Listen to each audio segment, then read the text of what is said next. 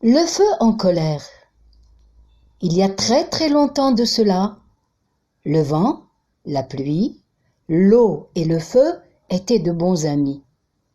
Chacun d'eux avait un rôle à jouer sur la terre et il le jouait très bien. Un jour, le feu dit: « Je suis le plus fort de vous tous. Je réchauffe les gens lorsqu'ils ont froid et grâce à moi, ils peuvent faire cuire la nourriture. » « Mais comment ça, c'est toi le plus fort de nous tous ?» lui répondit le vent. « Moi, par exemple, je donne un grand coup de main à la pluie pour qu'elle tombe, et je souffle sur de gros nuages noirs qui ramènent de la bonne pluie. »« Il a raison, dit la pluie. Je tombe en hiver et ma cousine la neige vient me donner un coup de main de temps en temps. Mais je tombe aussi au printemps et en automne.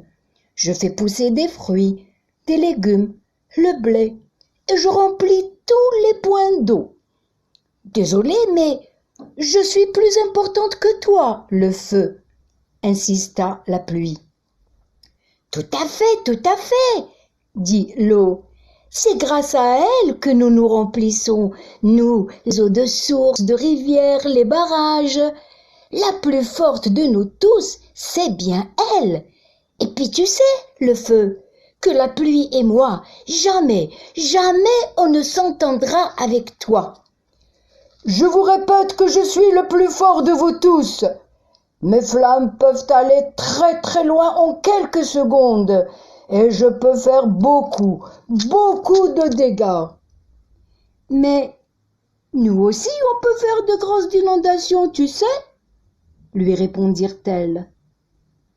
Le vent écoutait sans rien dire. Il ne savait pas à qui donner raison. Mais depuis ce jour-là, la pluie et l'eau se sont fâchées pour toujours avec lui. Le temps passait. Le feu s'ennuyait, il s'ennuyait.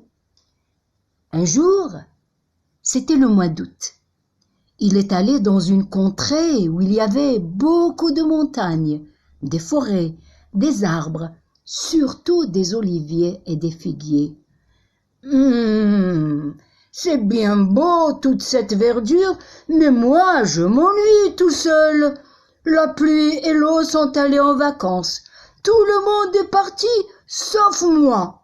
Je vais essayer de m'amuser un petit peu moi aussi.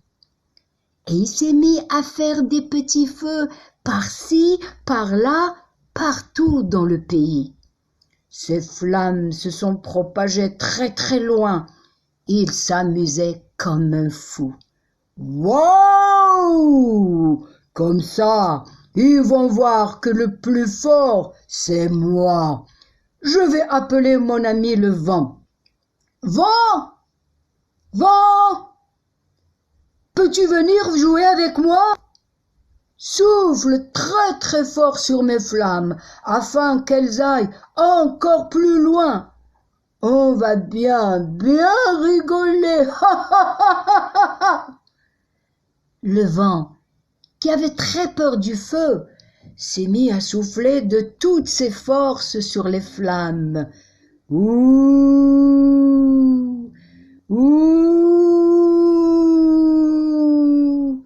et ça a embrasé tout le paysage. La pluie et l'eau étaient parties en vacances, sinon elles auraient éteint le feu, bien sûr. Mais grâce à l'eau qu'elles ont laissée dans les barrages et dans les châteaux d'eau, des hommes ont pu éteindre le feu. Et une année plus tard, des arbres avaient repoussé partout. La montagne était toute de vert habillée et des enfants jouaient dans la forêt. La nature avait repris ses droits. Tous les habitants de la contrée étaient très heureux.